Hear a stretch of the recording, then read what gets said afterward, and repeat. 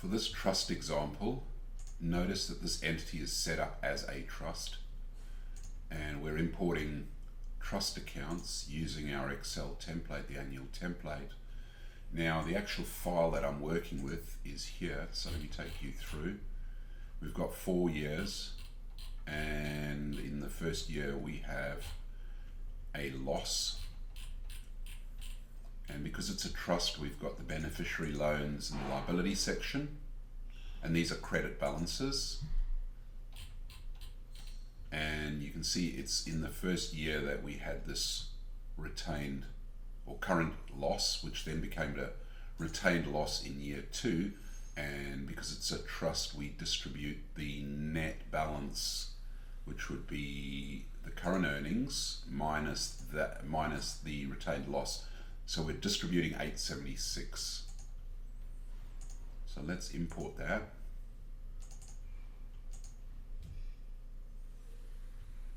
And you can see we've got all the years here now. So we've got some losses there. And I'll just have a quick look at the classifications.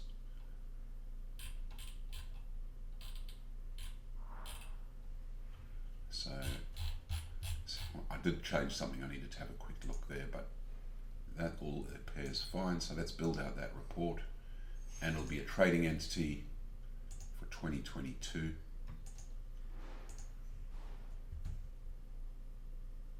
Now we are not going to work with the cash flow, but we are going to work with the profit, and we want to split out what we agreed is essentially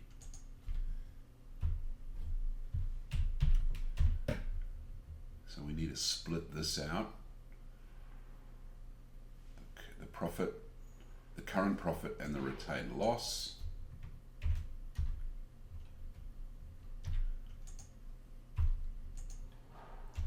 That is the way that we split it out, 436,969.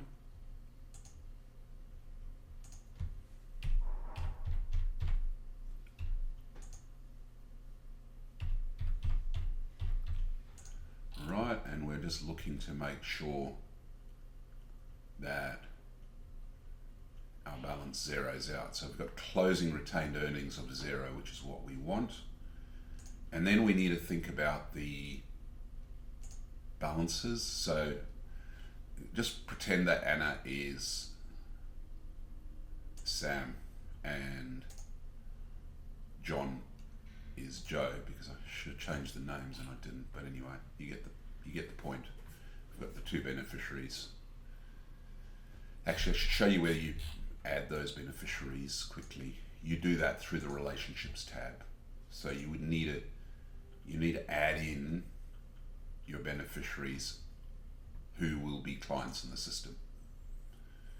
Now let's go and manage that profit allocation section, because there's still one more task to do, and that is, as you can see, the profit is allocated, but in fact it's not allocated there. Okay.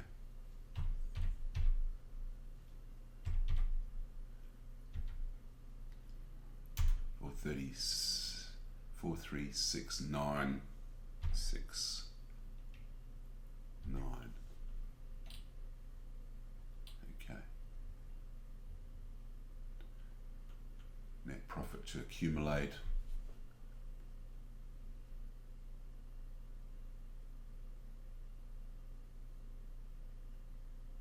Yes, because you can see what essentially is happening is we're accumulating. Essentially the way this is describing the system is that you've distributed this amount, there's that much left to accumulate against the retained loss, because there's that retained loss, and therefore you get a 0 balance. Now down into the beneficiary balances, you can see of course there's the opening, there's the closing. We need to get that to equal that, and I believe we actually need to put capital in to solve this problem. 436,968.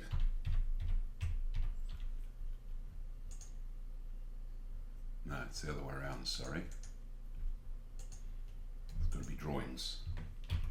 But you can see essentially what I'm doing is I'm just, and of course it should be, right? Because you can see our balance needs to be the same. So it should have been evident, but anyway,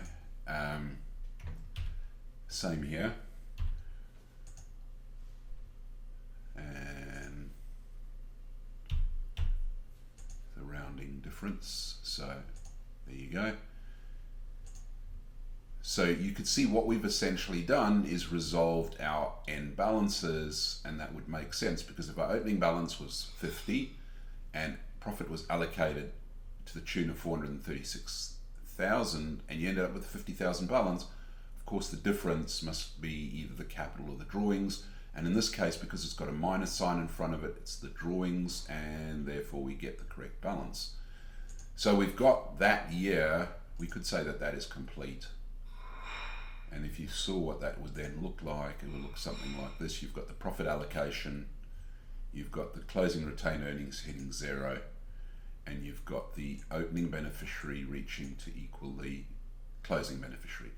Now, of course, the other way of doing it is if you don't want to have to do the manual addition for the profit and the drawings, then you would simply put these values in directly into QuickBooks liability section, so you can map them straight in. That's the other way of doing it, and I'll make sure there's a link on this article so you can see my other video where I explain the two different methods, the option A or option B method for preparing the accounts. But anyway, I'm using the simple method because I just find it easier to work with balance sheets when there's a single balance for each beneficiary. Okay, so now let's go and do another set, and we will do the, so again, it's a trading entity, of course, and this time we will do 2024. So we'll have 2 years that we need to do the calcs through. Again, taking out my cash flow, not needed. And this time, just simply splitting out the profits that we see here. So what do we got? 173, 1763, 1764, 0, and 51020, 51021, 51021. Just got to go a little bit slow because these entries can upset the system if you go too fast. But anyway, there I've completed that.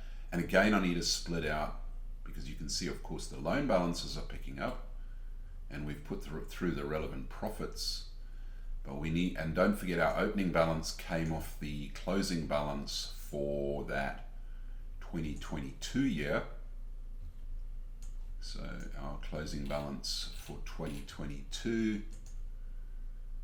just so that you can see, they had $50,000 balances each.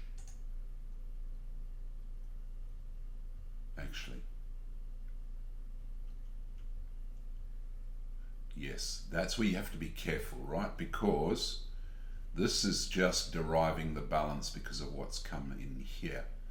So and that's why you need to go back and check, because you need to get the balance to equal 50, the opening balance. Right, so let's put that in.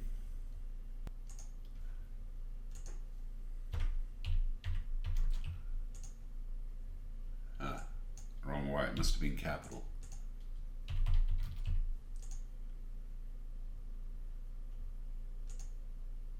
No. I must have done my sum wrong. 6738. Okay. 10738.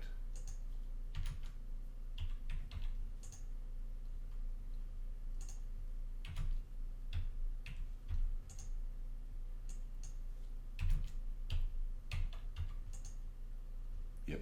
Okay. So you can see we get the balances as they need to be at the beginning of the time frame, because you can only work across 2 years in here.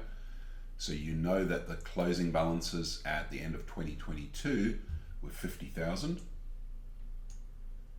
And what we're doing is making sure that our opening balances here line up. And the only way to do that is to go and have a look at what has happened in the ledger through the financial year.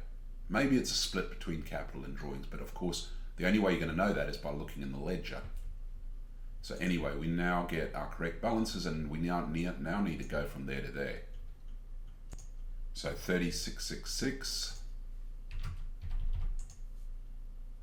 and again, it's obviously a debit, but either way, you can just iterate, as you can see I'm doing.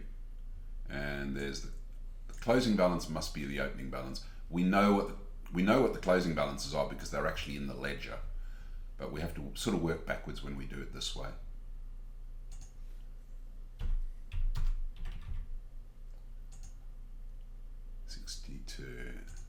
Is that 5?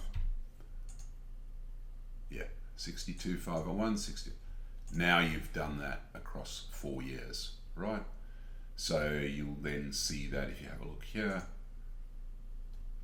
we've got the profit split, we've got the balances in the current earnings or the retained earnings coming to 0, and we've got the correct opening balance, and we've got the closing balances per the ledger, as I said, and then we've got correct opening balance rolling forward again by manually doing an override. But of course, if you want to see what the real split is, you should look inside the ledgers.